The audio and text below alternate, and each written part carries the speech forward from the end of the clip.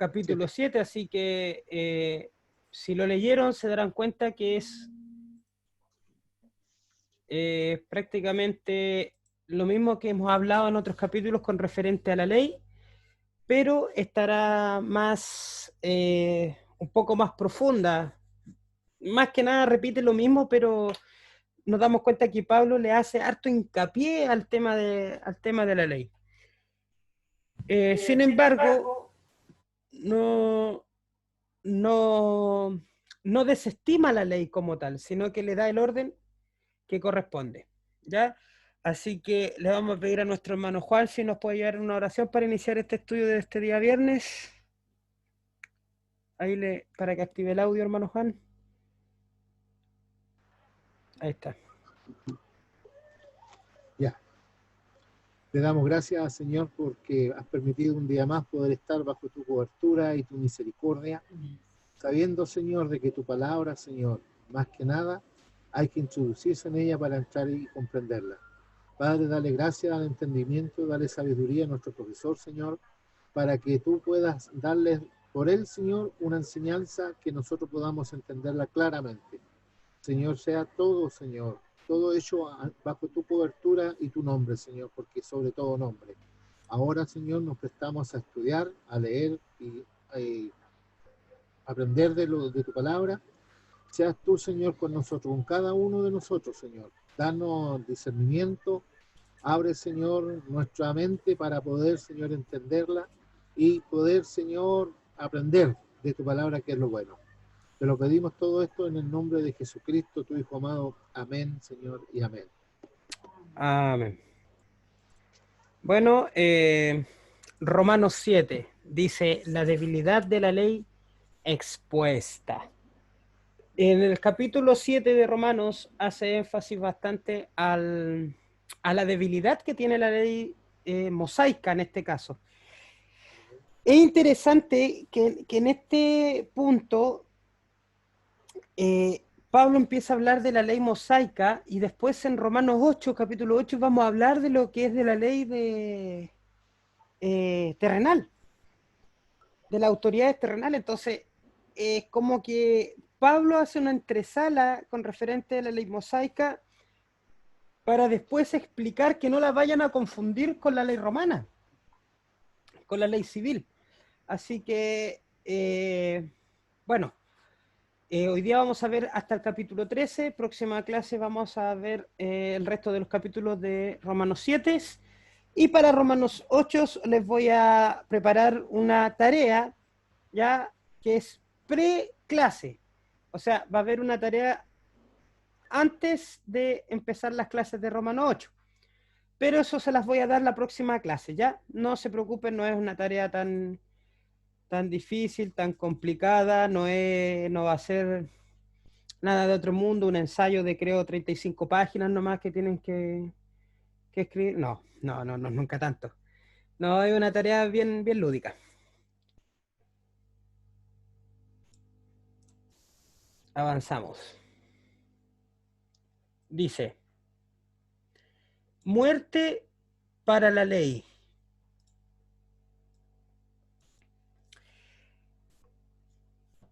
Romanos 7 del 1 al 3 dice lo siguiente. ¿Acaso ignoráis, hermanos, pues Pablo con los que conocen la ley, que la ley se enseñoreará del hombre entre tanto que éste vive? Porque la mujer casada está sujeta por la ley al marido mientras éste vive. Pero si el marido muere, ella queda libre de la ley del marido. Así que, si en vida el marido se uniere a otro varón, perdón, si en vida del marido se uniere a otro varón, será llamada adúltera. Pero si su marido muriere, es libre de esa ley, de tal manera que si se uniere a otro marido, no será adúltera. Bueno, dice, la ley no tiene autoridad sobre los vivos. Pablo empieza con la analogía de la mujer casada. Ahí está. Pablo hace la analogía de la mujer casada, porque la ley que estaba antes de Jesús, de cierta manera, nos ataba para mantener un estatus. Me refiero a que si nosotros no estábamos dentro del judaísmo y seguíamos la ley de judía, no podríamos tener ningún tipo de acercamiento hacia Cristo. O sea, perdón, hacia Dios. Pero Jesús vino y nos dio una puerta de entrada bajo otro argumento, bajo otra realidad, para que todos entraran en el, ¿cómo se llama esto? En la oportunidad de salvación. Entonces, ¿qué ocurre con eso? Que la ley que ataba a los judíos, ¿ya? Y que dejaba fuera a los gentiles, no permitía que hubiera realmente una libertad para estar con Dios.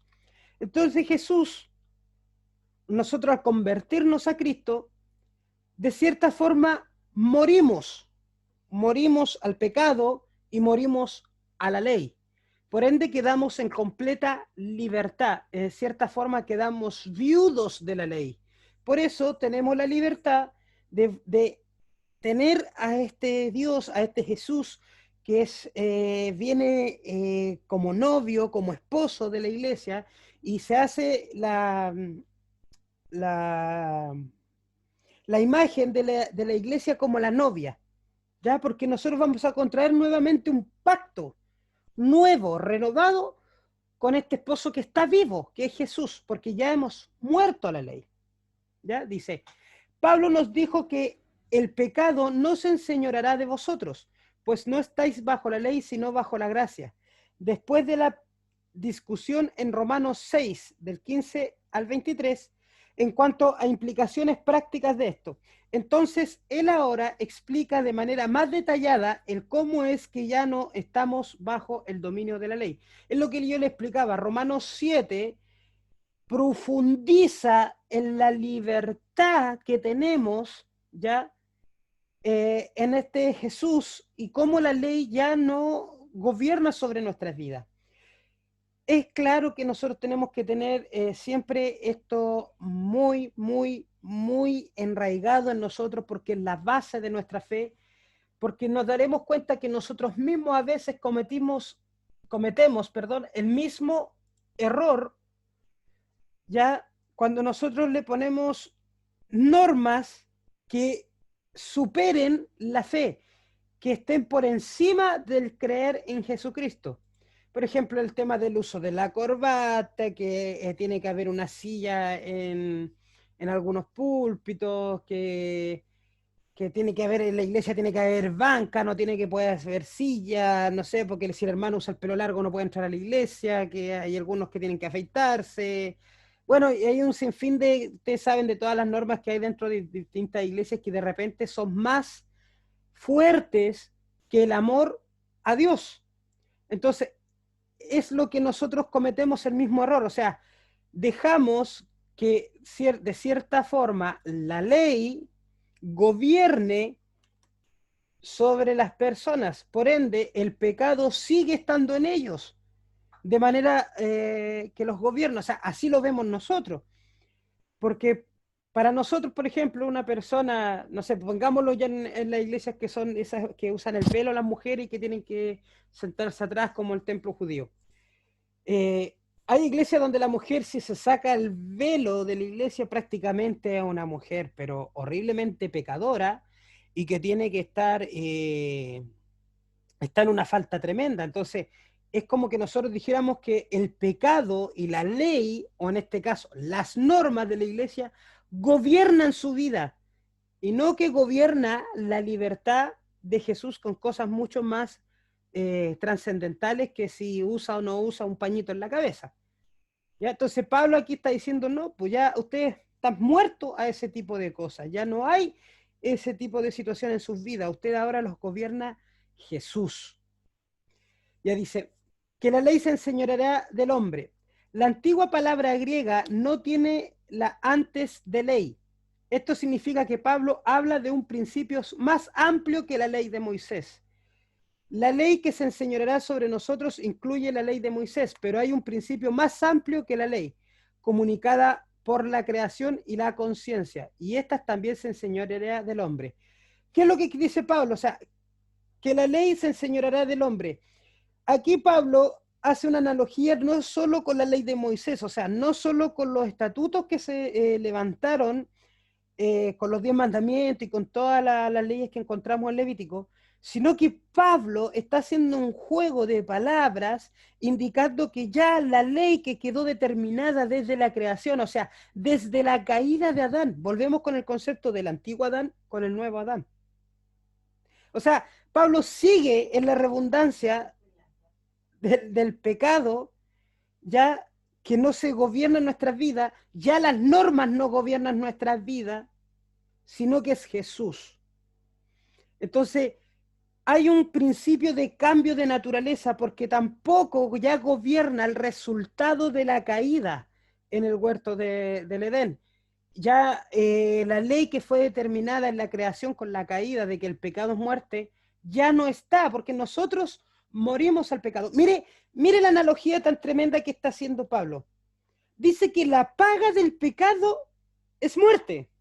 ¿Cierto? ¿Se acuerdan que nosotros la paga del pecado es la muerte? La consecuencia de pecar a Dios es muerte, pero Jesús trae completamente lo contrario. Nosotros morimos al pecado. Mire qué interesante. Ya no el pecado nos produce la muerte, nosotros hemos muerto al pecado. O sea, estamos por sobre esa ley natural que nos lleva a estar bajo el gobierno de las cosas de este mundo, de las cosas del pecado. Por ende, nosotros ya estamos divorciados, estamos viudos a la ley de Moisés y a la ley natural de la creación de la caída. La ley se enseñorea del hombre entre tanto que éste vive, dice. Pablo toma el punto de que la muerte pone fin a todas las obligaciones y contratos.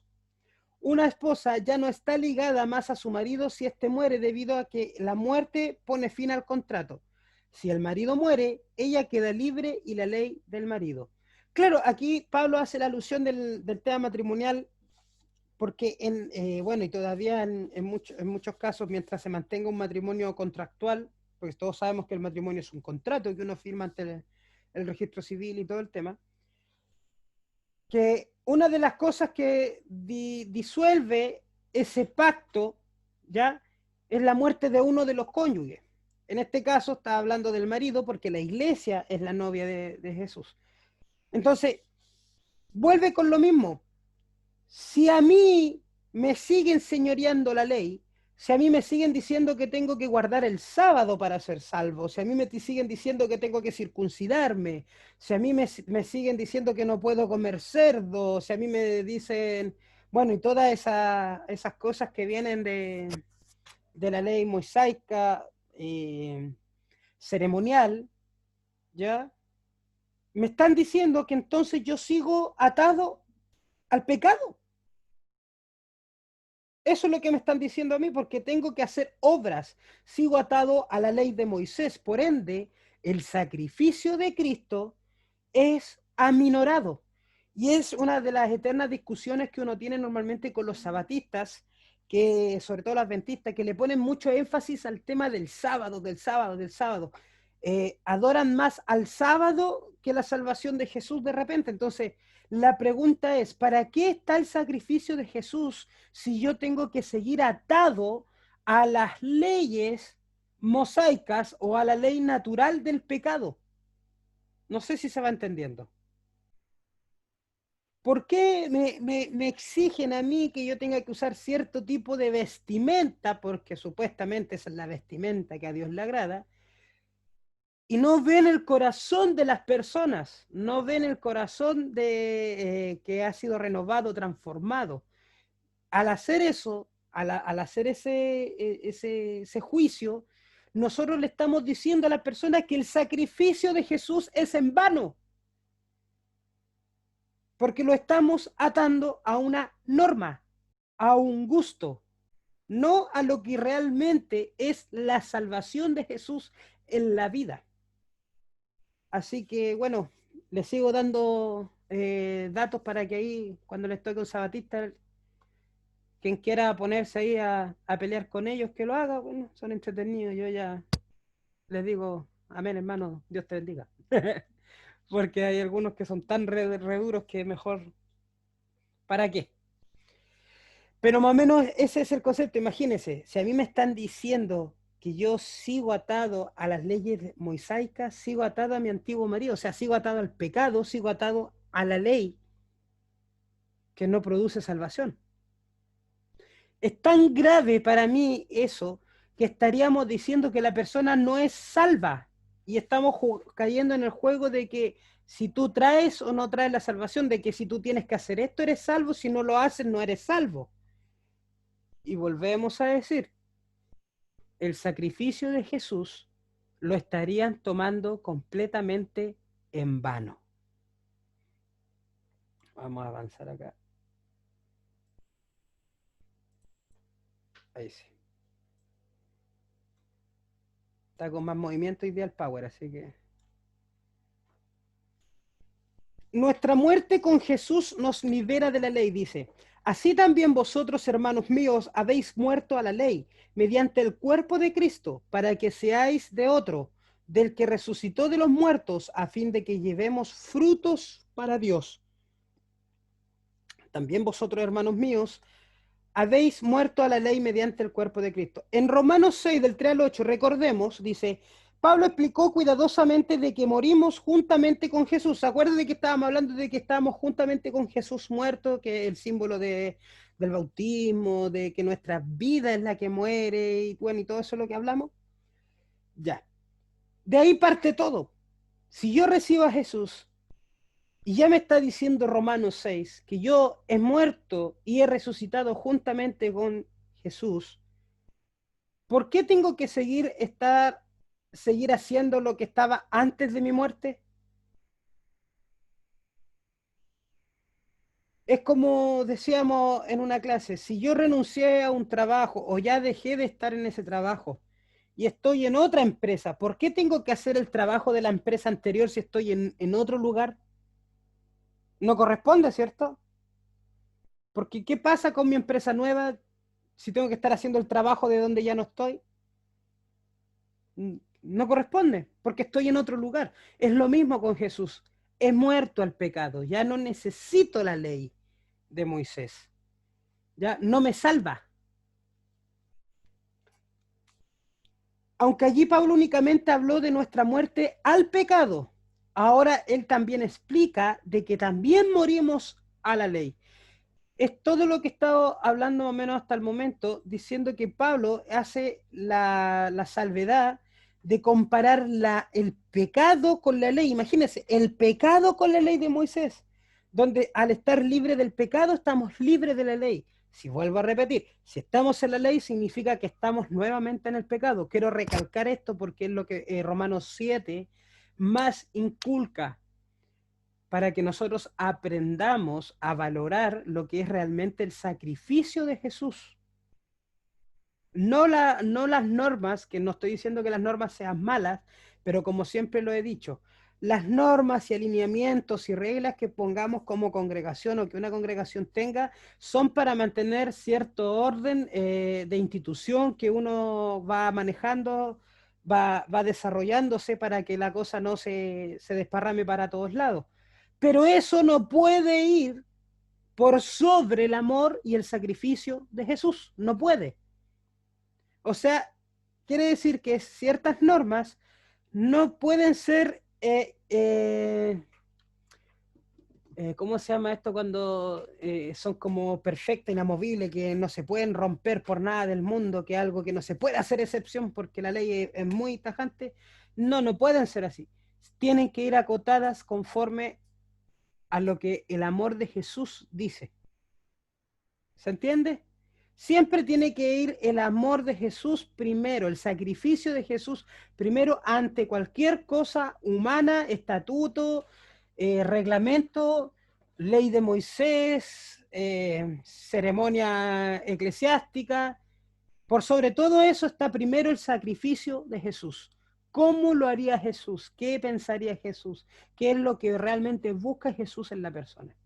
Algunos podrían pensar, si fuimos hechos salvos por gracia, pero debimos vivir bajo la ley para agradar a Dios. Aquí Pablo lo pone en claro de que los creyentes han muerto a la ley, como el hecho que representa un principio para los vivos o un lugar de mantenernos firmes ante Dios. Claro, porque algunos pueden decir, no, el argumento es que, claro, la gracia me permite entrar en la salvación, pero para mantenerme en ella, debo cumplir la ley. Y aquí Pablo está diciendo, no, una vez que tú recibiste la salvación, una vez que tú recibiste a Jesús en tu corazón, ya no necesitas la ley. Bueno, después vamos a ver que tampoco es que porque no necesito la ley voy a hacer lo que yo quiera. También Pablo más adelante está hablando de la ley de nosotros mismos. Y en Romanos 2, para los que estuvieron en esas clases presenciales en esos tiempos, hagan memoria el año pasado, ¿se acuerda que hablamos de la ley del corazón? De la ley para sí mismo, que Dios de cierta manera nos puso un ordenamiento natural de lo bueno y de lo malo, y que la ley simplemente nos iba guiando para poder discernir si realmente era muy malo o era muy bueno.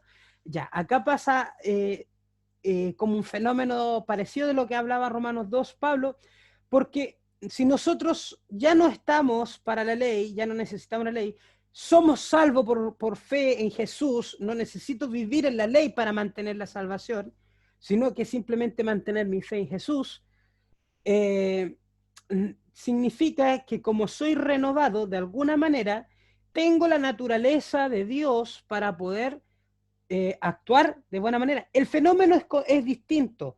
La ley me dice cómo debo actuar para ser salvo.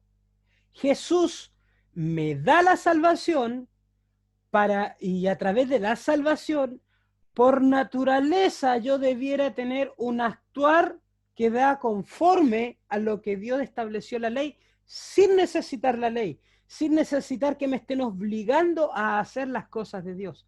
Por eso la salvación es por amor. Por eso Pablo se describe como el doulos, el esclavo por amor. ¿Ya? Dice, para que seáis de otro. Sin embargo, no somos hechos libres de la ley para que podamos vivir para nosotros mismos. Lo que le decía, no es porque nosotros queramos hacer lo que queramos. Somos hechos libres para pertenecer a Jesús y para que podamos llevar fruto para Dios. ¿Ya? No es algo que me voy a desbandar y... No. Si bien hay cierta libertad mayor que cuando estás con la ley, no significa que esa libertad tiene que ser libertinaje, que son dos cosas completamente distintas.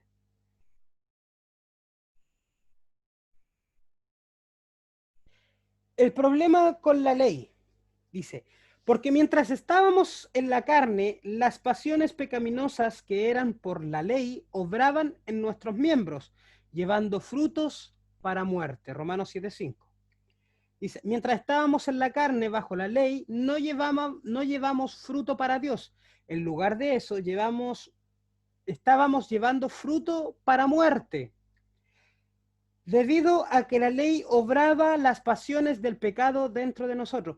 Claro, lo que Pablo estaba hablando aquí, que era obvio, como no teníamos a Jesús, nuestro estado siempre iba a ser difícil de agradar a Dios.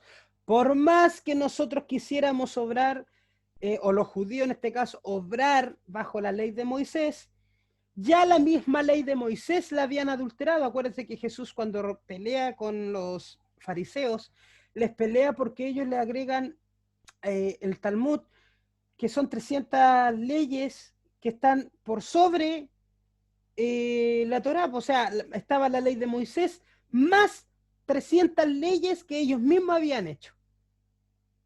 Entonces, le ponían más carga a la ley de Moisés. Entonces, ya la habían desvirtuado y muchas de esas leyes ni siquiera tenían que ver con una vida piadosa real de vida. Entonces, eso llevaba a que la carne o nuestro propio yo nos lleve a hacer cosas que no están alineadas con el Señor, que no están alineadas con lo que quiere Dios para nuestras vidas.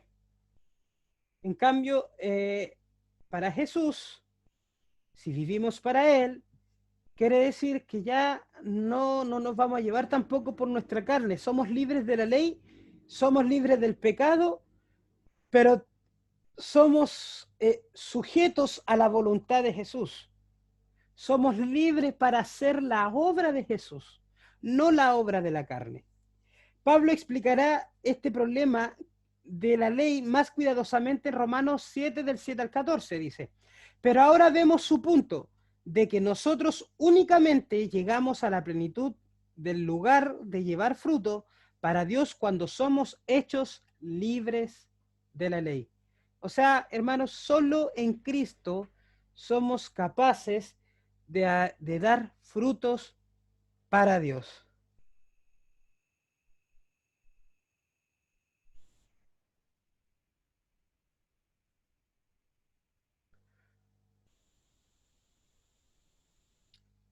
Libres de la ley.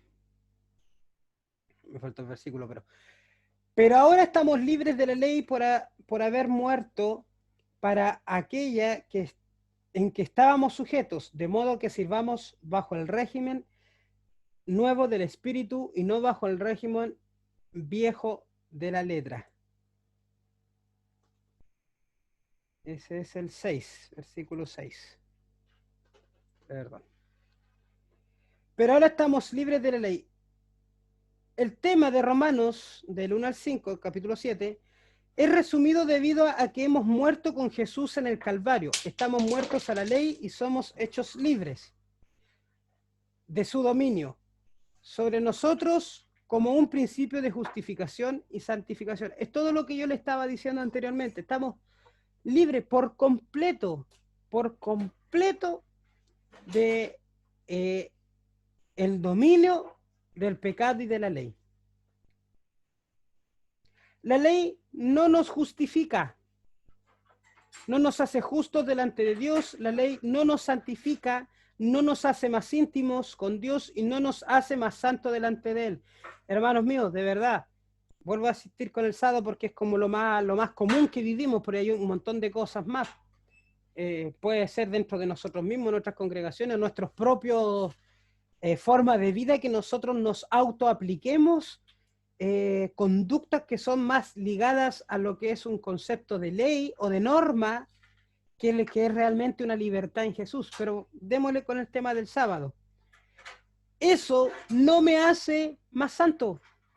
Si yo guardo el sábado, o guardo el domingo, guardo el lunes, el martes, el miércoles, el día que la iglesia se le antoje, no lo hace más santo, no lo justifica, no lo hace más cercano a Dios, no hace absolutamente nada, hermano, nada. Es solo Jesús, el sacrificio en la cruz. Nosotros al guardar un día lo que hacemos es entregar ese día para adorar a Jesús, puede ser lunes, martes. De hecho, el concepto realmente bíblico es volver a lo inicio, al primer Adán, que es todos los días de la semana tener esa cercanía con el Señor. ¿Ya? Así que una norma no te hace más santo ni te hace mejor delante de Dios. No lo hace. Menos la ley de Moisés, no lo hacía más santo a uno, dice. De modo que sirvamos bajo el régimen nuevo del Espíritu, dice.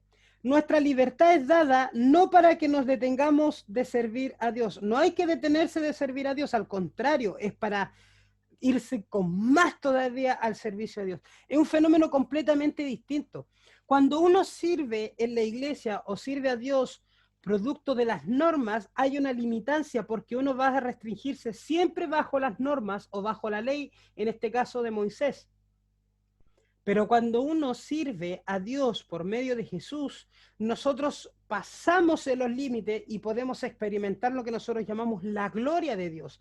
Trabajamos con más ganas para el Señor. Queremos estar más tiempo con Dios. Queremos hacer todo lo que sea de nuestra vida para servir al Señor. Es un fenómeno distinto.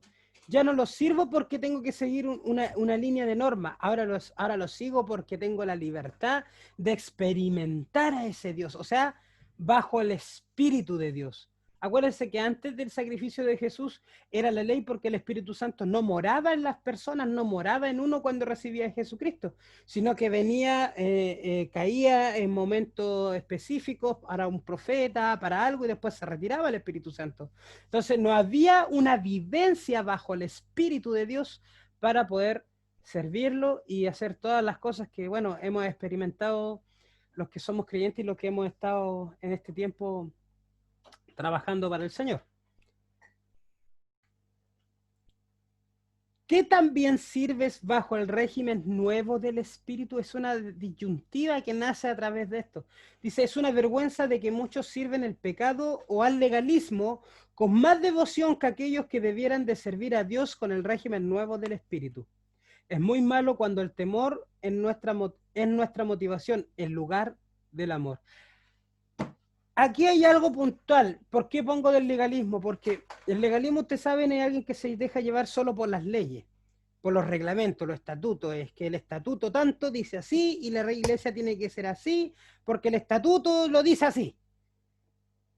Eso limita completamente, incluso entorpece la obra divina del Espíritu Santo porque lo estamos encauzando en algo que ni siquiera a lo mejor fue inspirado por Dios cuando se escribió el estatuto. ¿Ya? Pero imagínense que da pena ver, por lo menos acá en Chile, que tenemos una cantidad de hermanos sinceros. Pastora Chari, bienvenida. Se echa de menos cuando no se ve. Ahí por lo menos ya se le ve el hombro. Hay un chochito, ahí está la carita. Ya. Ah, qué lindo. Da pena ver como cristianos sinceros, como hermanos nuestros, que quieren ser muy entregados a Dios, pero son más entregados al estatuto, son más camiseteados por las normas de la congregación que a servir a través del Espíritu de Dios. Y lo triste es que muchos incluso dicen es que esto es de Dios. Y no se dan cuenta que eso fue escrito hace 40, 50 años atrás o 100 años atrás para formar su iglesia o bajo una realidad se decidió tal cosa, pero que no se ajusta a lo que es el trabajo real a través del Espíritu Santo, porque están amarrados de cierta forma a la ley en sus corazones. Es triste, pero se da mucho eso acá en Chile. O sea, nosotros conocemos cuántas congregaciones es más importante. Pucha, no sé, les vuelvo a decir, el tema me tiene traumado, el tema de la corbata, no mejor porque fue lo que yo viví cuando entré a la iglesia, pero el de estar con terno y corbata era pero fundamental. O sea, tú no podías estar en la iglesia si no entrabas con eso, y si tú entrabas así, que no fuera de esa formalidad, te dejaban en una esquina, atrás o cualquier cosa. Si entras con pelo largo en alguna iglesia antiguamente, espero que todavía no lo hagan, que ya no lo hagan, te cerraban la puerta y no te dejaban entrar porque según cómo tú vestías. O sea, no había una visión o no hay una visión evangelística.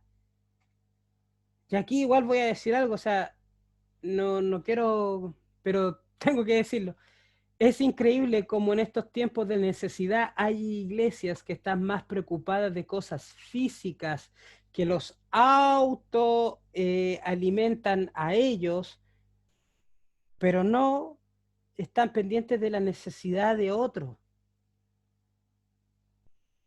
En estos tiempos hay iglesias que están más preocupadas de armar un templo físico que de servir a Dios realmente y salir a buscar a quien necesita. Hay iglesias que están preocupadas por no poder reunirse físicamente, ¿ya? Porque no es que echen de menos la congregación, o no porque no tengan los medios tecnológicos, sino porque de repente el tema económico para sostener la congregación les preocupa. Entonces, hay que tener cierto equilibrio en las cosas, porque una iglesia sana, de verdad, una iglesia sana, tiene presente que hay que trabajar siempre bajo el Espíritu de Dios, bajo la guía de Jesús, en todo momento. Y eso abarca sustento, abarca lugar físico, abarca todo. Y no tiene que ser esa nuestra prioridad. Nuestra prioridad debe ser siempre el entregar el mensaje de Jesús, el entregar las buenas nuevas, bajo el régimen, como pongo ahí, de nuevo del Espíritu de Dios, no bajo la ley. Imagínense, hermanos, que hay iglesias que lamentablemente sufren por esto, porque aunque se pueden reunir a través de Zoom, a través de plataformas tecnológicas como lo estamos haciendo nosotros, el hecho de no reunirse físicamente en el templo para ellos es gravísimo. Dígame que no conocen gente así. Que si alguien no va al templo físico, voy a cortar una cámara ahí porque ya detenerlo. El hecho de no estar físicamente reunido en el templo, para ellos prácticamente estar descarriados, olvidando que el templo de Dios somos nosotros. Ahí uno se da cuenta dónde está puesto el corazón del hombre, si en la legalidad de la ley o realmente en el sacrificio de Jesús.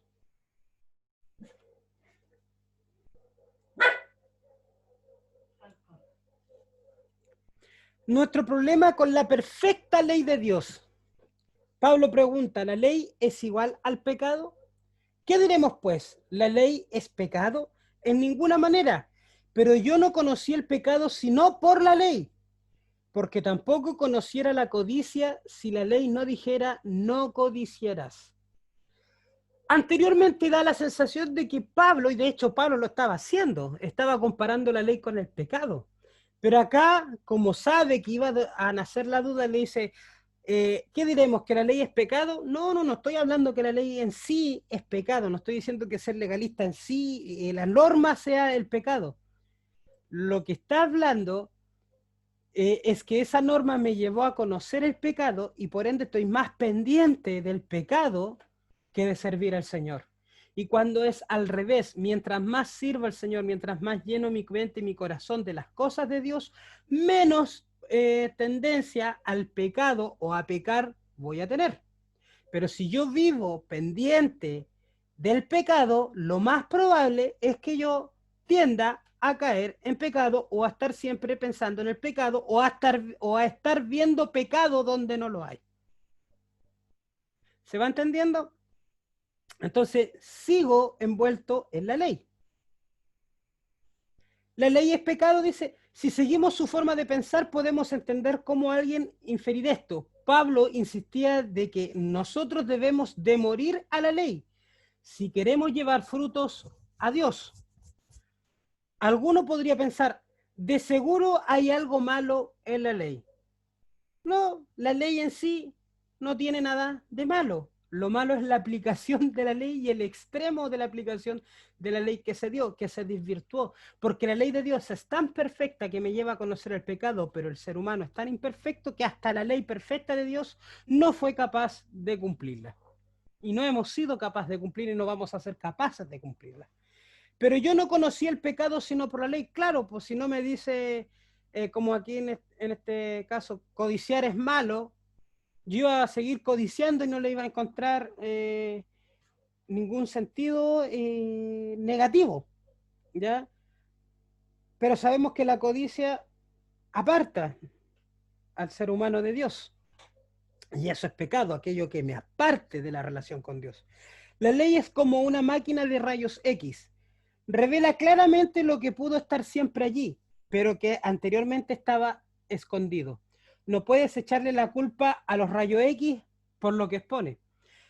Un ejemplo claro, hermano, en Chile es que muchos años y todavía hay iglesias que se escandalizan demasiado. Hay gente, si por ejemplo una persona toma una copa de vino o se toma un vaso de cerveza. ¿Por qué? Porque aquí en Chile mucho tiempo se habló y creo que todavía hay congregaciones, que decía que el cristiano no podía beber ni una gota de alcohol, ¿cierto? Que era una cosa, pero horriblemente pecaminosa. Resulta que eso tiene su origen en que el nivel de alcoholismo, cuando llegó el evangelio protestante a, a Chile, el nivel de alcoholismo era impresionante. Yo creo que no ha variado mucho en todo caso el nivel de alcoholismo en Chile, pero en ese tiempo era impresionante y en la iglesia llegaba, la gente comía, tomaba más de la cuenta, entonces, para evitar que hubieran desórdenes o todo lo que ocurre a través de la embriaguez, se prohibió en las iglesias evangélicas diciendo que tomar era pecado, beber una copa de alcohol era pecado. Con eso, como la gente escuchaba a los pastores o al líder de la iglesia que dijera eso, y el nivel de analfabetismo era muy grande, o sea, los que sabían leer ya era un milagro, obedecían porque les decían, esto es pecado y te va a ir al infierno, para evitar que siguieran teniendo conductas desbordantes con referente al alcohol. Pero eso se fue traspasando en generación, en generación, en generación, en generación. Ahora hay gente que sabe leer, hay gente que estudia la escritura. La mayoría de nosotros sabemos leer, son muy pocos el nivel de analfabetismo que hay. Y se fue volviendo norma, sin siquiera cuestionarse si realmente era pecado beber una gota de alcohol o no, cuando lo que realmente es pecado es la embriaguez. Y también bajo ciertos estándares, ¿ya?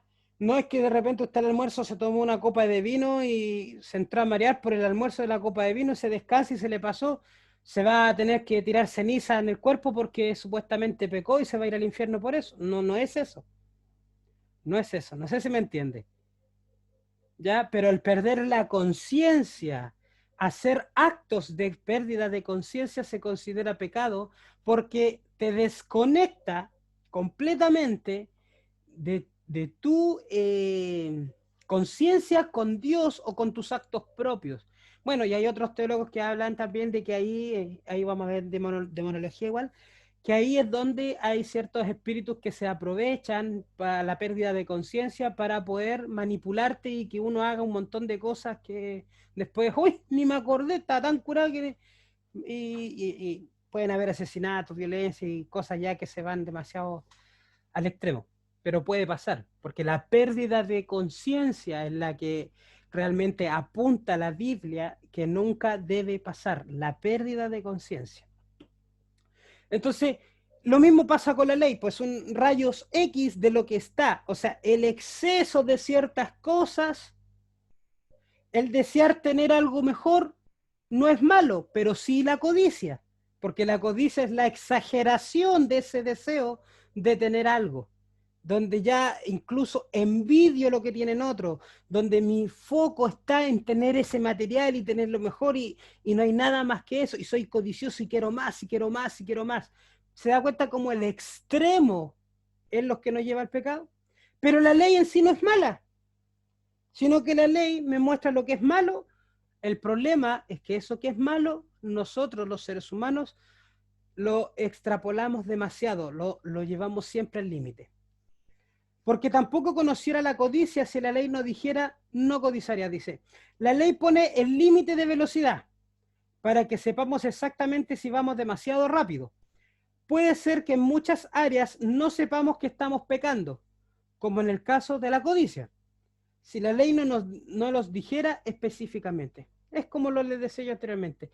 Si nosotros no le ponemos un límite a las cosas, nosotros tenemos la tendencia siempre a llevarlas más allá. Entonces la ley nos muestra aquello. El pecado corrompe el mandamiento, dice.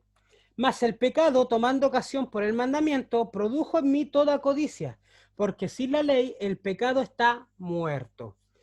Más el pecado tomando ocasión para el mandamiento. Pablo describe la dinámica en donde la advertencia de no hagas eso se puede convertir en un llamado de acción debido a nuestros corazones pecaminosos y rebeldes. No es la culpa del mandamiento, pero es nuestra culpa. Si a mí me dicen no beberás, lo más probable es que yo quiera beber más. No te embriagues, lo más probable es que yo quiera embriagarme. A eso dice Pablo. El problema de la ley fue que al mostrarme tan detalladamente cuál es el pecado, lo más probable es que nuestro corazón nos lleve a probar el pecado, porque tenemos la tendencia humana, algunos más que otros, a tratar de experimentar aquello que se me está prohibiendo. Lo prohibido llama la atención. Y eso en el ser humano está. Porque normalmente lo prohibido siempre causa cierto placer, cierto gusto, cierto éxtasis de cierta manera. Entonces el ser humano como que lo quiere experimentar. ¿Por qué Adán y Eva cayeron en la tentación? Eva, ¿con qué los sedujo? Por algo este fruto no quiere que tú comas, porque... Y la otra, chuta, ¿por qué no si la curiosidad, el querer experimentar aquello que está prohibido? ¿Ya? Eh, Pecado tomando ocasión por el mandamiento. La debilidad de la ley no está en la ley, está en nosotros. Nuestros corazones son tan malvados que pueden encontrar la ocasión de toda codicia de algo bueno como lo es la ley de Dios. Si la ley del pecado está muerto, esto muestra que tan grande es la maldad del pecado que puede tomar algo bueno y santo como la ley y torcerla para promover maldad. El pecado deforma el amor en lujuria, un deseo honesto para proveer en avaricia y la ley en promover el pecado. Es lo que yo les explicaba anteriormente. Todo lo que puede ser bueno, el pecado o nuestra humanidad y la ley, o sea, no la ley en sí, sino que el pecado de nuestra humanidad tiende a deformarlo por querer irse más allá de lo que corresponde, de lo que es sano. El estado de inocencia de Pablo antes de que él conociera la ley, dice lo siguiente: y yo sin la ley vivía en un tiempo, pero venido el mandamiento, el pecado revivió y yo morí. Los niños pueden ser inocentes antes de que ellos conozcan o entiendan lo que la ley requiere. Esto es lo que Pablo se refiere cuando él dice, yo sin la ley vivía en un tiempo. Claro, pues si un niño tiene inocencia, no sabe lo que es bueno y lo que es malo, él va a entender lo que es malo cuando uno le explica que es malo y que no tiene que hacerlo. Y normalmente algunos niños tienden a hacer lo que no es malo, porque les llama la atención lo propio, o bueno, he visto niños muy pequeños ahora como que juegan con eso con el papá, le dicen, bájate de ahí, no, y se ríen así como hasta dónde el papá los va a castigar porque saben, o hacen como que se van a subir y no se sube porque sabe que está prohibido subirse. Entonces, eso grafica el ser humano. Uno tiende a jugar con eso, tiende a hacerlo, porque nuestra naturaleza caída y pecaminosa está llevada a hacer lo contrario a lo que Dios quiere. Entonces, por ende, vamos a siempre estar tratando de. Pero venido el mandamiento, el pecado revivió y yo morí. Pero cuando conocemos la ley nos muestra nuestra culpa y excita nuestra rebelión, trayendo más pecado y muerte. Claro, antes el ser humano se podía excusar diciendo, no, pero es que ¿cómo? ¿Por qué es malo? Si, no es, si yo, no sé, pues, me parece bien, me gusta. Dentro de mí algo me dice que no debo hacerlo, pero ¿por qué no debo hacerlo? Quiero experimentar el por qué no debo hacerlo. No entres a ese bosque porque es peligroso, no, allá se va a meter el hombre al bosque para cachar que es tan peligroso el bosque. Y terminó muerto porque se perdió. Lo digo eso por una experiencia de muchos años atrás en un bosque en Chihuayante, que hay un bosque nativo, y el fiscal que le dicen arriba, donde yo iba a buscar avellanas tiempo cuando era mucho más joven. Y me contaba la historia que había cierto punto del bosque donde no había que meterse porque si uno no llevaba brújula o no sabía orientarse bien, se perdía y habían encontrado personas muertas a metros de poder salir y encontrar un camino, a metros, porque daban vuelta y se perdían. Y en una ocasión, irresponsablemente, fui con mis dos hermanos y un perro que tenía en ese entonces a buscar avellana y pasamos cerca de donde me dijeron que el bosque no había que estaba como, se sabía que era muy peligroso, que era un bosque lleno de arrayanes y de guaye, ¿ya? Y estaba con harta quila. Y había un estero que corría por entre medio, dije, siguiendo el estero voy a meterme para allá porque pareciera que hay, quería buscar copihue, coihue creo que se llaman el fruto del copihue, que son muy ricos. Y llegué y me metí con mis hermanos, pues.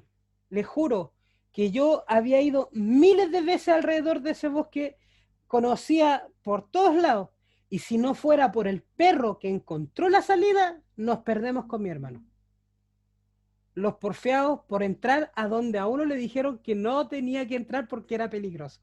Si no entraba uno con los resguardos necesarios. Porque el bosque de Avellano, donde estaba la avellana, era súper abierto, súper fácil de entrar y salir porque el avellano cuando crece no es tan tupido. Entonces, no pasa lo mismo. Yo antes era inocente, si no sabía que ahí era peligroso, a lo mejor hubiera entrado y hubiera dicho, oye, pero no sabía que era peligroso, me hubiera encontrado con lo peligroso experimentándolo.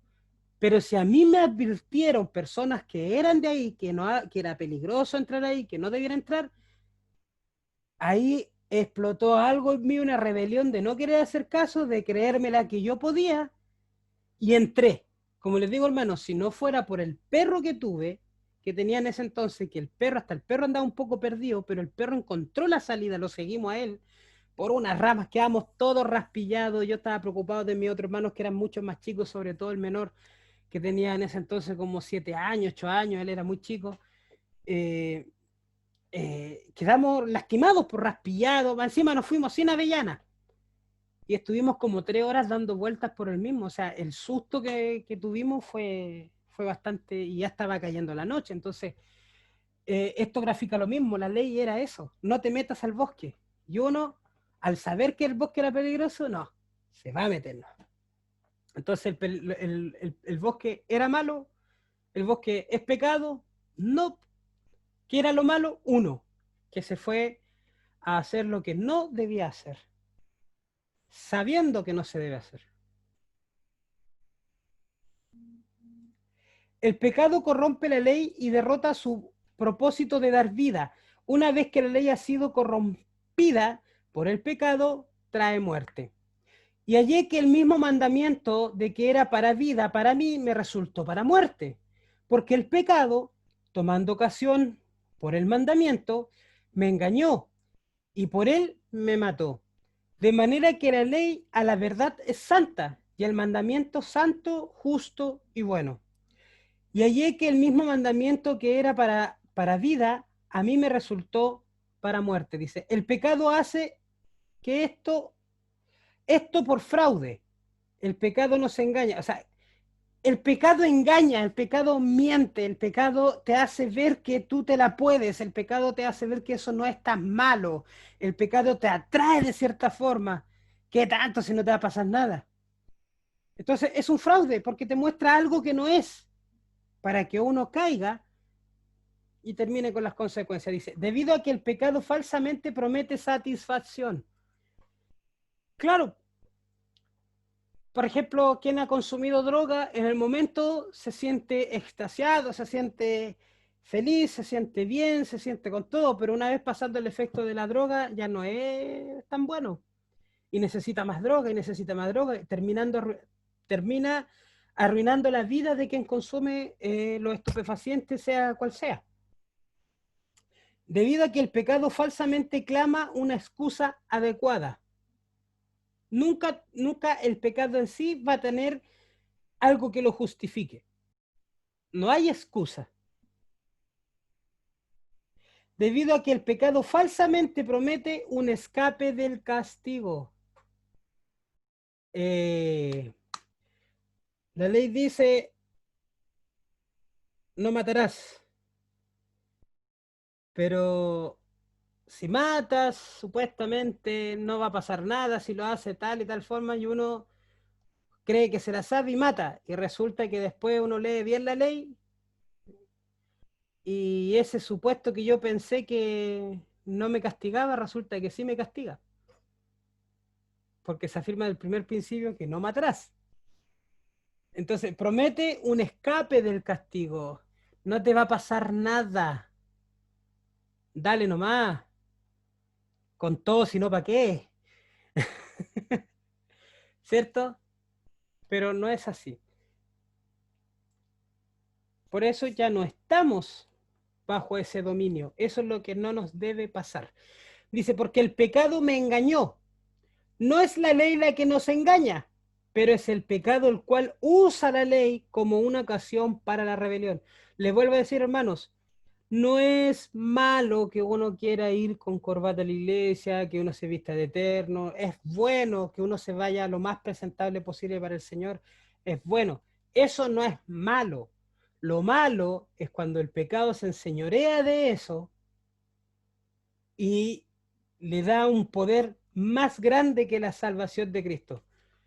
Si yo digo que ir terneado con corbata a la iglesia para predicar es bueno, bien.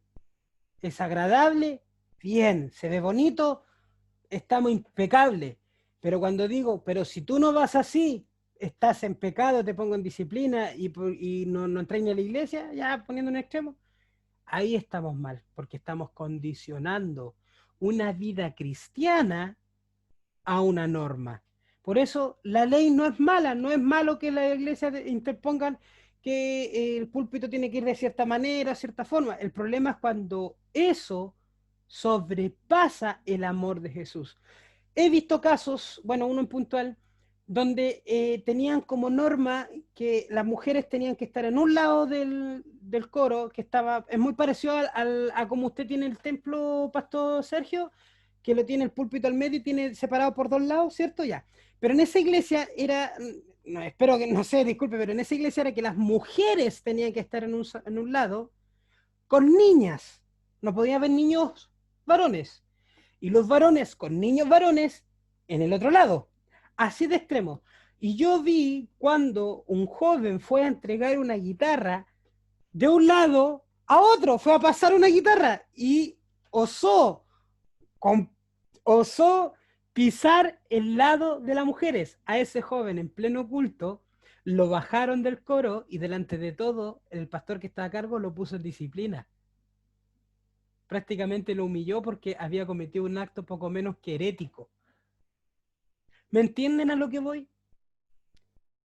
De que no es malo que a lo mejor la iglesia haya querido tomar ese tipo de iniciativa, que a lo mejor sea bonito, mujer en un lado, hombre en otro, pero ya el hecho de que porque el hombre pasó al otro lado por pasar una guitarra, porque faltaba una guitarra en el otro lado, y que eso sea mucho más importante que el amor de Dios, que el amor de Jesús. No sé si ustedes ven la exageración de la situación. ¿Qué daño hacía el joven entregando una guitarra al otro lado? ¿Cuál era la maldad? Ninguna.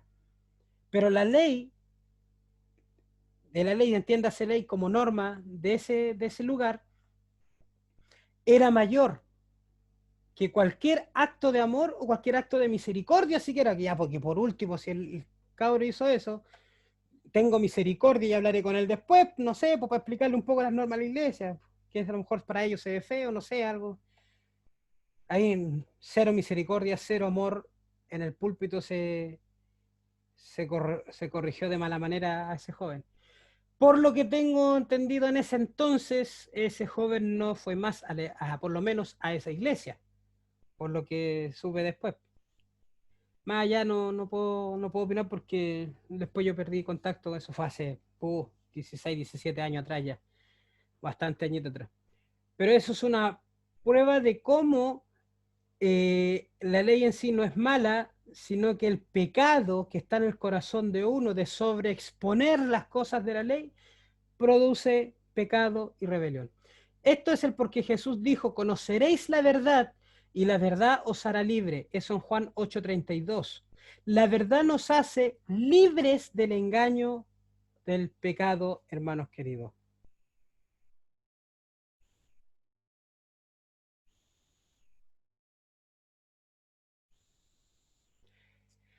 y por él me mató. El pecado, cuando es seguido, conduce a la muerte, no a la vida.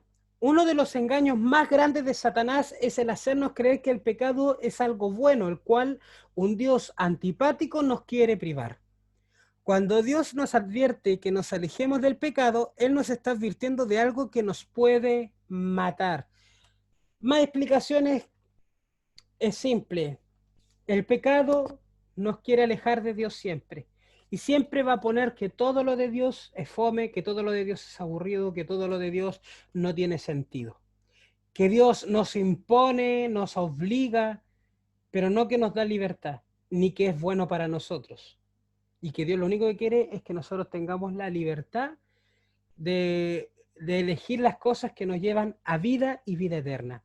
De manera que la ley a la verdad es santa.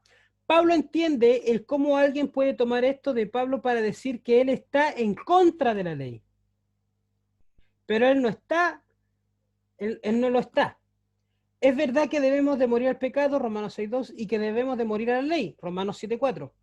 Pero eso no debe de ser tomado para decir que Pablo cree que el pecado y la ley están en la misma canasta. No. La ley es santa, el hombre es el que peca y el pecado se aprovecha de la ley porque nadie puede cumplir la ley porque es muy santa. ¿Se entiende? Pero eso no es lo que debe ser tomado para decir que Pablo cree que el pecado y la ley están en la misma canasta. Sin embargo, el pecado corrompe la obra o el efecto de la ley. Así que debemos morir para ambos.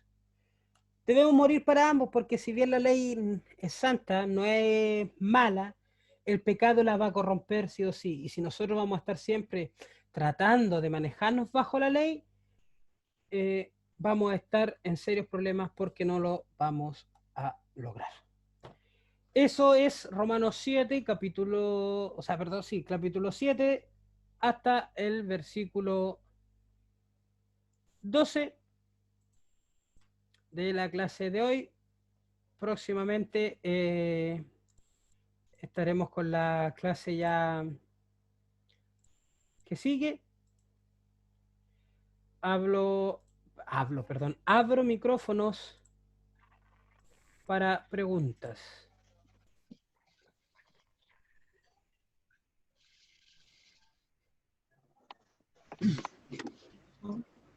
Pastor Moisés, pregúntenos. Nada, por sobre todo, nada está por sobre el sacrificio de Cristo. Es cierto que tampoco entender el sacrificio de Cristo, como podría interpretarse en algún momento, oye, si tú, por decirlo, si ofrendas, tu salvación está cuestionada. No, no es así, ¿ya? Pero también dentro de las iglesias tienen que haber normas. Por supuesto que ninguna norma va a ir sobre el sacrificio de Cristo en la cruz, ¿ya? Pero cada iglesia tiene sus normas y las normas que tiene cada iglesia.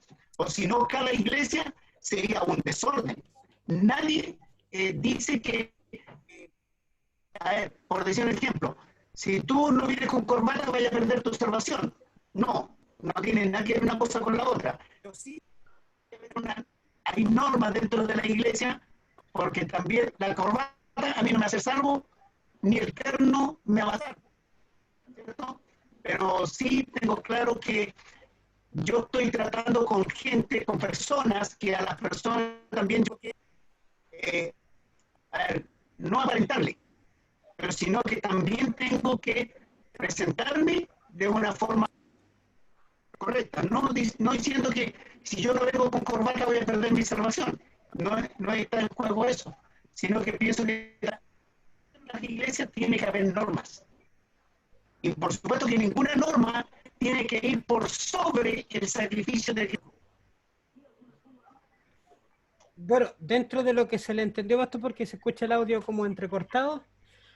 Claro, es lo que yo dije al principio y lo que repetí varias veces. La norma en sí no es mala. Lo malo es cuando esa norma sobrepasa el amor de Dios. Obviamente que nosotros como congregaciones tenemos normas y reglamentos porque como decía el pastor, y lo dije también en la clase, si no sería todo un desorden y cada cual haría lo que quisiera y tampoco es la idea. Pero como dice el pastor, no es que la norma esté por sobre el amor de Jesús, pero de que tiene que haber un cierto orden, ya tiene que haber, o sea, pero lo principal tiene que ser guiado todo principalmente por Jesús. Y lo que yo dije dentro de la clase, para que quede claro, es que las normas que hay en la congregación no son infalibles. No es que haya una norma que nunca haya una excepción. Debe que ser siempre revisado caso a caso por depender de la situación y por sobre el amor de Jesús, por sobre todas las cosas. Un ejemplo, ya, si estamos tomando el tema de la corbata. Supongamos que lleva una persona a la iglesia y lleva tiempo con nosotros y se le da la oportunidad de predicar, por ejemplo. Y a él se le olvidó que por norma nosotros tenemos que el que predica tiene que ir con corbata. Y va con camisa, pero va sin corbata. La pregunta mía es, ¿la norma ahí prima al decirle, no, sabe que usted está con corbata y aunque fue invitado a predicar no va a poder predicar porque no trajo la corbata? ¿O va a primar primero el sentido común y el amor de Jesús, hermano? Vaya nomás, pase, y después se le conversará, le dirá, hermano, sabe que nosotros tenemos la costumbre de traer corbatita para la próxima, no sé, por si acaso. Porque él puede dar la excusa que se le olvidó, que se le quedó. ¿Me entiendes? Porque yo he visto casos donde se da prioridad, por ejemplo, a la persona que anda con corbata y que abre puras barbaridades porque se le conoce, no sé, por cualquier cosa, pero no tiene ninguna unción de entregar un mensaje de Dios. ¿Cómo se ha dejado afuera por apariencia a personas que realmente han tenido un mensaje divino? Entonces, la norma tiene que estar en una congregación, eso es claro, en toda agrupación que haya personas social, deportiva, de lo que sea, tiene que haber un orden, tiene que haber reglamento, tiene que haber ciertas normas, porque nosotros los seres humanos, como dijimos, tenemos la tendencia a hacer lo que queremos. Por ende, si no hay nada de eso, se armaría un desorden que para qué les cuento.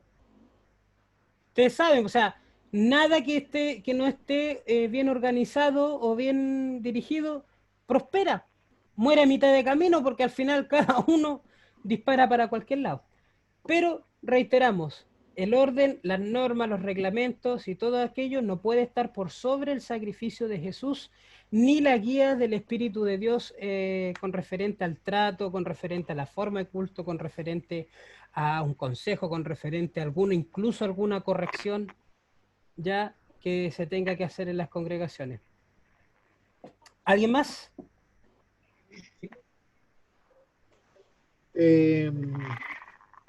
Concerniente a lo que cuando empezamos, no es nada fuera de norma ni nada por el estilo. Dice así: así que si en vida del marido se uniere a otro varón, será llamada adúltera. Pero si su marido muriera, es libre de esa ley, de tal manera que si se uniere a otro marido, no será adúltera. ¿Y dónde queda la señora del otro marido? No, hermano Juan, lo que está hablando ahí. Ahí debería decir: a otro varón no será adúltera. Claro, no, que ahí lo que está hablando es, claro, No cuando sé la si yo lo persona queda entendí. viuda y se vuelve a Sí, casa, porque ni va a casar, siquiera, pero si ni se casa a otro siquiera, marido, supone que ese claro, marido claro, porque ni tenía. siquiera está hablando de la ley propiamente tal en No, general, sí, porque la ley griega era distinta a la ley hebrea con referente al marido. Pero no, se refiere al marido de la misma persona que se casa. estoy pendiente la.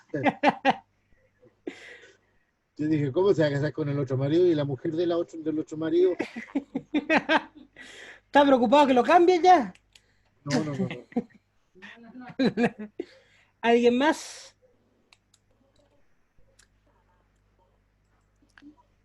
Sí, le comento algo. Pastor Sí, Sergio, dígame. Sí, no, en relación a lo mismo con respecto a los que muchos, siendo cristianos hoy bajo la gracia, aún sostienen cosas que están bajo la ley. delante en el trabajo hacía mención de que hoy día teníamos un estudio y estábamos hablando del tema del libro de Romano y básicamente con el tema del pecado. Y con el compañero, él es cristiano también, de un sector cercano acá de Antiguala. Y él hacía menciones también de que en una oportunidad una dama eh, le dieron la oportunidad para predicar, ¿ya? Y ella, eh, bueno, a veces por no tener el conocimiento, no tener el estudio, ella dijo, no, yo no voy a poder predicar porque estoy inmunda. ¿Me entiendes? Ah, Ah, ya, Bueno, ya. la en mujer su entiende y tiempo. nosotros entendemos también claro, en su tiempo. Claro. Entonces ella decía, no, no, porque yo estoy inmunda y no puedo estar presentado delante de Dios primero y delante de la gente porque eso Dios no lo permite. ¿Me entiende, no? Un concepto Entonces va judío. básicamente también Ah, en ese tema que todavía se mantiene esa ideología de que en el caso de la mujer y puntualmente en lo que había conversado con mi compañero, en relación en ese caso, que la mujer en ese estado no puede hacer nada porque se siente inmunda. Cuando ya nosotros estamos fuera de la ley y estamos en la gracia de nuestro Dios. ¿Me entiendes? A modo de Claro. ejemplo también. Sí, no, sí pasa y hasta el día de hoy hay malas interpretaciones con referente a ese tema porque eso es una ley levítica, completamente levítica y que tiene otro sentido. Hay que pensar que la higiene de la época no era la misma de ahora, o sea, las mujeres tienen ahora sus pañales, que le digo yo, pero son sus toallitas higiénicas, su vestimenta, ropa interior distinta, entonces no es lo mismo No, por que en la supuesto. época. Y aparte que si fuera tan literal en ese sentido, entonces la hermana ni siquiera debería haber conversado con la gente porque al entrar en el periodo tenían que apartarse. Apartarse, claro, porque si no, eh, Y hacía contaminaban inmunda a toda la la otra casa, persona. claro, ¿no? Y contaminaban toda Claro. la casa, el pecado y todo eso. Sí, pues el caso de algunos casos, bueno, en algunos lugares donde el púlpito al varón está en una parte y el púlpito a la dama está al ladito, entonces también son normas que, bueno, son normas, pero eso que esté por sobre el amor hacia las personas, no, no, no se entiende a veces, porque Claro. el mensaje es el mismo. Sí, pues no, sí, por eso le digo, hay todavía muchas cosas que se olvidan del principio del amor, de seguir a Jesús principalmente y lo que él haría. Uno de los temas principales igual es, por ejemplo, si la mujer puede o no puede ser pastora. Hay una línea Claro, cristiana muy fuerte que dice que las mujeres por ningún motivo pueden ser pastoras porque la Biblia dice que la mujer cae en la congregación y que no dejo que enseñe al marido, y hacen una interpretación súper forzada del texto con referente a lo que es la realidad. O sea, y me llama la atención que personas muy estudiosas de la palabra que aplican hermenéutica para muchas cosas, pero para sus normas no aplican hermenéutica. claro. Interpretan el texto dentro de su contexto, qué es lo que significa, qué es lo que hay. No ven el global de la Biblia. Entonces, y hacen una interpretación como por un versículo, directo al versículo, no, y ese tema. Y a veces tan simple como hay un teólogo, estoy tratando de acordarme el nombre, un gringo, que incluso es conservador, ¿eh? Pero él dice que si realmente fuera literal el que la mujer calle en la congregación, jamás hubiéramos tenido testimonio de la resurrección de Jesús. Porque ¿quiénes María, fueron las primeras que llegaron y dieron testimonio de la resurrección de Jesús? Fueron la mujeres. mujer, María. A través de Las las mujeres, mujeres nosotros las tenemos mujeres. el testimonio principal de la resurrección de Cristo. Entonces, ¿qué diferencia hay entre un varón y una mujer para que Dios la use para entregar un mensaje de Dios? Y ambos, tanto el varón como la mujer, necesitan redención, necesitamos conocer a Jesús. Si estamos Sí, sí, por el porque tema él mismo dice que cultural, ya no hay judío, no hay griego, Exacto. No hay hombre, no hay mujer, A dice ver, todo. Para todo la tarea es la misma, po. Exacto. Claro que la Biblia es clara con referencia el machismo era... a algunas responsabilidades. Sí, po. Pastora Charito, dígame, la escuchamos por ahí que está hablando, participe nomás. No, para mí que Pablo lo dijo literal. El machismo en ese tiempo era muy, muy arraigado en toda cultura, así que por lo tanto para mí Pablo lo dijo literalmente. La mujer es criada. Con el tiempo ha ido evolucionando el asunto y hemos ido aprendiendo muchas cosas. Por ejemplo, que para Dios no hay acepción de personas, ni siquiera, como decía recién el pastor, ni judío, ni griego, etcétera, etcétera, ni hombre, ni mujer. Y el hecho de que una mujer haya sido la que, cierto, dio la voz de que Jesucristo estaba resucitado, la pone en un lugar también de privilegio. Pero para mí, no es pensamiento que lo saqué de alguna parte ni nada, pero la Chari, Pablo lo dijo literal, literal así. Está enojada la Shari con Pablo. Pablo lo dijo literal. No, bueno, en ese sentido Pablo no lo dijo tan, ahora, entre comillas, literal, porque lo dijo a la iglesia de Corintio en un concepto griego que los corintios entendían. En ese sentido, claro, es literal, le está diciendo algo que ellos entendían.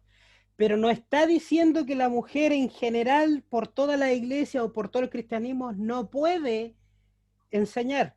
Eso Pablo le está diciendo a que las hermanas de Corintio lo que estaban haciendo, porque era una situación especial que estaba pasando ahí, no podían hacerlo o no debían hacerlo. Por eso Pablo le dice, les prohíbo, ustedes les prohíbo que hagan eso.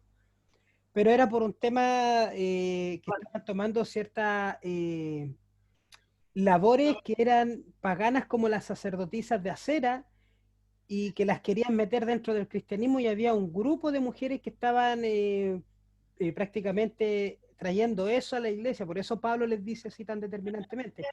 Bueno, y hay otro contexto más. Por eso, en ese sentido, claro, como dice la pastora Chari, en ese sentido Pablo lo dijo literal, pero para los griegos, para los corintios, que entendían a qué se refería. No es literal en el sentido de que se va a aplicar como norma para todas las iglesias cristianas, como algunos lo hacen ahora. Porque si fuera así, pastora, no la quiero escuchar más. ¿Cómo? Yo digo por el concepto que se daba en ese tiempo. Recuerden que, mira, a ver, No la vio la cámara. no. Cuando se hizo el milagro de los peces, generalmente decía no contando las mujeres y los niños, o sea, siempre como que la mujer fue relegada, ¿cierto?, a un espacio inferior. Pero eso no quiere decir que en ese tiempo la iglesia de Corintio estaba pasando por una situación bastante grave, donde las mujeres, algunas, eran causal de que Pablo dijera eso. Sí, Pero, exacto. sí, así es. Po. Sí, puntualmente, literalmente para los corintios, en el mundo griego, Pablo se lo dijo para que entendieran algo puntual. Pero no para que se use como una doctrina ahora. Claro, no no, es para claro. que se use como doctrina, porque no es algo doctrinal. No. Bueno, pero también hay otras cosas. Pero no vamos a dejar al Pablo ahí nomás porque... Bueno, ya va a tener tiempo después allá arriba de pelear con Pablo. Sí, cuando me encuentre con el Pablo, ¿Por qué te voy a escribiste cara a eso? cara. Ah, Sí. retaste a Pedro, pero a mí no me venía a retar. Se lo voy a decir literal a Pablo ahí, cara a cara. Claro. Yo me la veo, la characharí peleando con el Pablo arriba. No, salió potente la pastora, salió con todas las garras. Samuel, hermana Gloria, ¿están por ahí? La cámara abierta.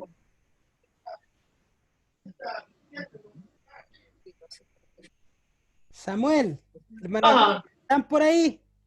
¿Estaba aquí? ¿Estaba sentado aquí? Sí, no, es que les voy a activar para que prendan ahí la cámara porque no se ven. Yo no estoy ahí. No, si no se No me ve. importa estar o no estar. Escuchamos. ¿Alguna pregunta, consulta? Nada. Ya. Bonito viene a hacer la consulta. Hermano Juan, no le está haciendo a la... No, estoy saludando a mi guagua ya. Está saludando a la Antonio. Yo soy Ahí Juanito, está Juanito. Juanito, yo soy Juanito. Hola, hola, hola, hola. Ya Ya, Samuel, pues. te están aquí las preguntas. Si no hay más preguntas, hasta aquí estaríamos entonces. No, Qué pues, linda la polera de la Antonella. Ay, mira, la madrina también. Ahí está tu madrina.